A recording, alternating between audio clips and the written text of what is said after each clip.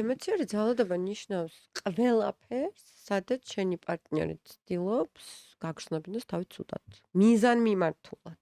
არა უბრალოდ უცაბედად და როდესაც შენ იტყვი რომ აი ესე რომ მომართავ მაგალითად მე მწყინს და ის გაითვალისწინებ. არა, როდესაც არა აქვს მნიშვნელობა აუხსნი რას იზავ, ის აგრძელებს. როდესაც ის ცდილობს დაგაკნინოს, როდესაც ის ცდილობს დაგაჯეროს, რომ შენ არაფრად არ ვარგი ხარ, როდესაც ის ცდილობს გამყოფოს იზოლაციაში, აგიკრძალოს შენს მეგობრებთან ურთიერთობა, შენს ახლობლებთან ურთიერთობა, როდესაც ყველაფერზე გაკრიტიკებს, როდესაც არაფერი არ მოსწონს, როდესაც გაჯერებს, რომ ყველაფერი, რაც მას არ მოსწონს და უკმაყოფილება მისი შენდამი, შენი ბრალია, როდესაც არ ჯერა, არც შენი წარმატების, არ უნდა რომ იყო წარმატებული, არ უნდა რომ იყო გალაღებული, ანუ